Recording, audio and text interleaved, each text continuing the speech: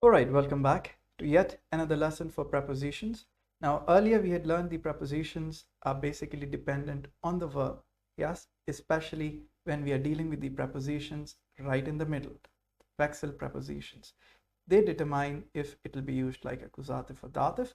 So if a verb has movement, like you have hängen to hang, yes, legen to lay, yes, setzen to put, yes, or stecken to put in, all these verbs have movement, so they'll be accusative. Certain verbs which are basically static, which don't have movement, like liegen, sitzen, stehen, yes, sometimes even hängen, to be hanging. All these verbs could be always used as dative, yes, since they have a static position. Now, this was the understanding of the vexel prepositions, but now we'll be moving on and addressing each and every preposition by itself. That means we'll begin with the accusative prepositions on the left from bis, and we'll go all the way to gegenüber to understand what is the meaning of the preposition, yes, and how does it define time, how does it define position, if there is any general meaning, yes. So we'll learn all of them, and we'll also be doing all the vexel prepositions here in the middle. We already understood when to use them as accusative dative, but now the meaning of these prepositions is what we'll be getting at. So we have a table here. It's made up of preposition, then the meaning is written in the time, then in space, then there is general meaning, if at all. So we begin with the first preposition, that is bis. It could be compared with till, like in English. Yeah, certain sentences are written here. Der Laden steht auf bis 6 Uhr. Yeah, the shop remains open or stands open till 6 o'clock. Yes. Der Laden arbeitet von 6 Uhr bis 6, von 9 Uhr bis 6 Uhr. The shop works from 9 o'clock till 6 o'clock. So bis is also used with the combination of von, that is dative, and bis. Von bis. Yes. Perfect. Or ich sehe den Film bis spät in die Nacht. Yeah, bis is accusative, so you put in die Nacht. Yeah, bis spät in die Nacht. Okay. Then you can always define it with space. For example, der Bus fährt bis Berlin. Now you want to travel in a bus. You ask, till where does the bus travel? They tell you, der Bus fährt bis Berlin. The bus travels till Berlin. Wir können bis 4, wir kommen zurück bis 4 Uhr. Okay, this sentence shouldn't be here. It's related to time, but just to tell you, it's about we come back till 4. Yes, this is related to time. Yes, so this is for time and this is for space. So this is the story of till, simply like in English, till. Yes. Now go to the next one. That's durch. What is the meaning of durch? It's through. Yeah, ich lachte mich. Now first we'll determine it with time. How could we use through for time? Ich lachte mich durch den Film. Yes, I laughed through the film. That means throughout the film I was laughing. Yes. Wir feierten durch die Nacht. We celebrated through the night. Yes. So you notice durch die Nacht. Yes. Durch becomes, it's accusative. So die Nacht is accusative. That's den, die, das, die, feminine. Die Nacht. Yeah. Wir feierten durch die Nacht. Der Zug, now we'll see it in the relation to space. Der Zug fährt durch den Wald. The train drives through the forest. Yes. So here durch is accusative. So forest is masculine.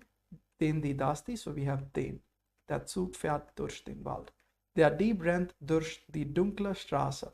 The thief runs through the dark street.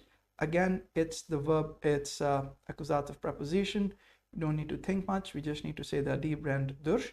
Straße is feminine. So we'll say der, die, das, die. It'll be die dunkle Straße. Okay. Now, durch could also be used like a medium. I call you through the phone. Yes. Ich rufe dich durch mein Handy. Yeah.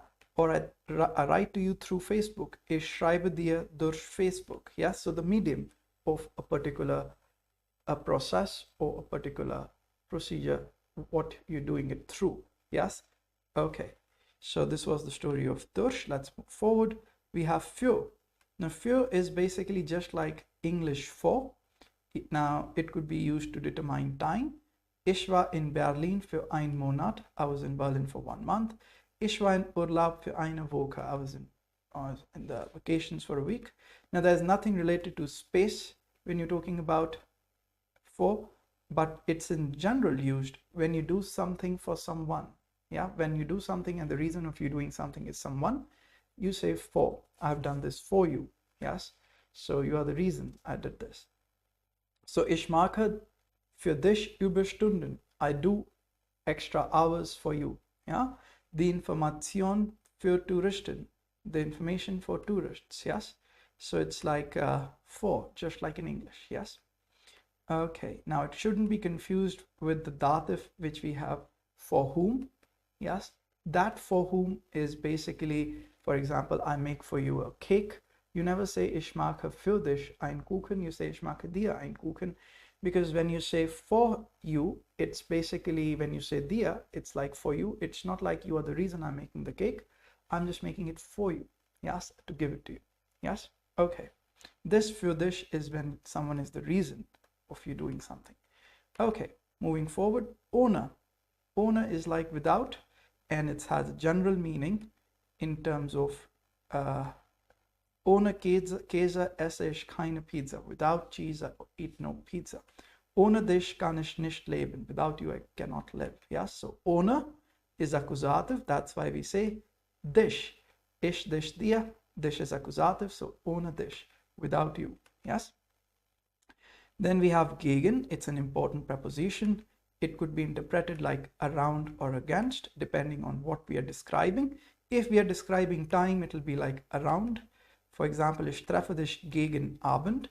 I'll meet you around evening. Wir treffen uns gegen 3 Uhr. We'll meet us around 3 o'clock. So to describe approximate time, like in English, you say around evening, around 3 o'clock. You could say in Deutsch gegen. Yes. Okay. And in terms of position, it's like der Regen fällt.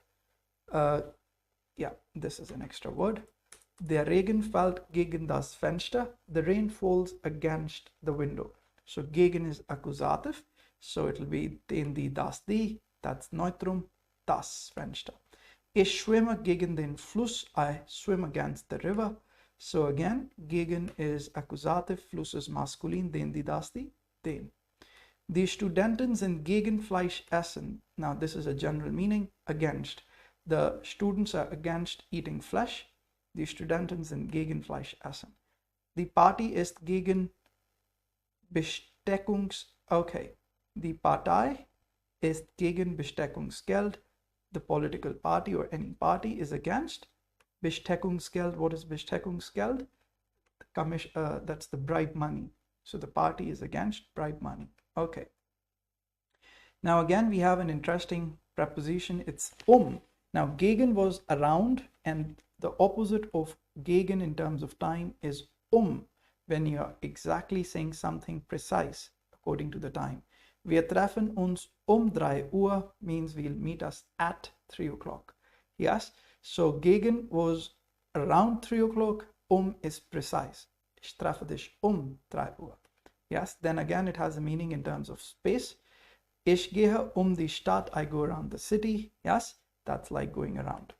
Fantastic. Okay, we have certain other words here.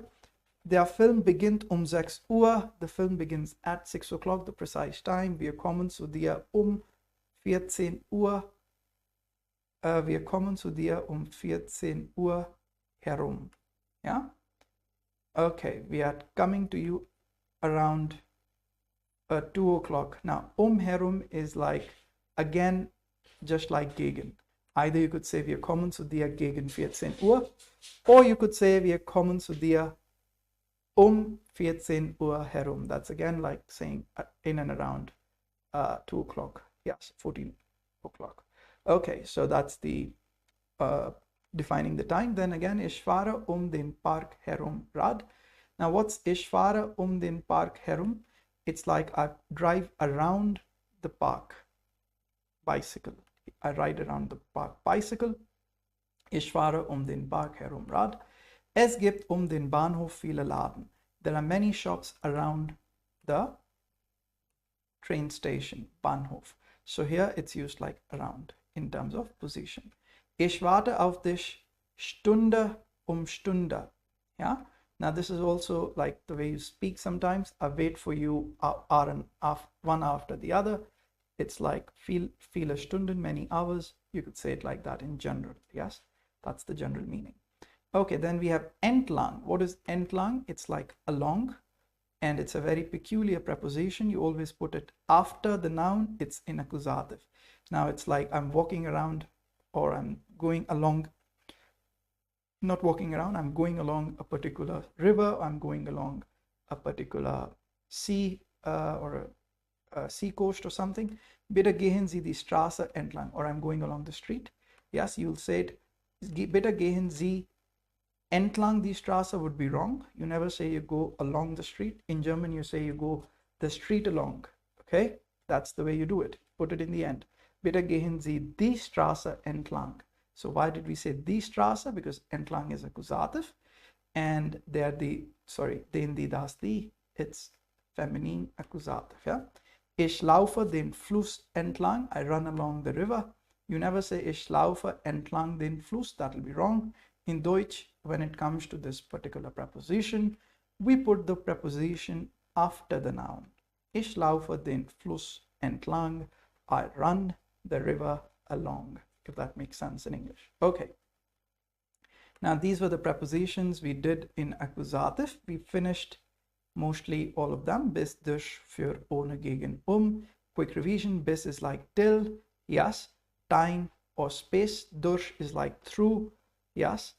And we understood durch with time. Ich fahre durch die Nacht. Ja. Ich renne durch den Wald. Oder ich rufe dich durch das Handy. Für, just like in English, for, in terms of time. Ich war in Berlin für eine Woche. Oder ich mache für dich Überstunden. I do extra hours for you. Ohne is just like without. Ohne Käse esse ich keine Pizza. Gegen has multiple meanings in terms of time and position. Wir treffen uns gegen 3 Uhr. We'll meet us around 3 o'clock. Ja, oder der Regen fällt gegen das Fenster. The rain falls against the window. Or ich bin gegen Fleisch essen. I'm against flesh eating. Yes, that's the other meaning. Is the opposite of gegen in terms of time. Wir treffen uns 3 Uhr. Exactly at 3 o'clock. Der Film beginnt 6 Uhr. Exactly at 6 o'clock. Or it could be understood in terms of space, that ich gehe die Stadt. I go around the city. Yes. Or it could, these are the meanings. Or you could say, ich warte auf dich Stunde Stunde. I wait for you hour after hour. Yes. Okay, now the interesting ones begin. Why I call them interesting? Because they are both accusative dative right in front of us. If you want, I could make them bigger. Yes. So these are your accusative dative prepositions. In, an, auf, neben, hinter, über, unten, zwischen, vor. Let's get started and let's see what we achieve. But I guess let's do it in the next lesson and we'll catch up. Until then, revise the accusative prepositions. See you in the next lesson. John Berlin signing off.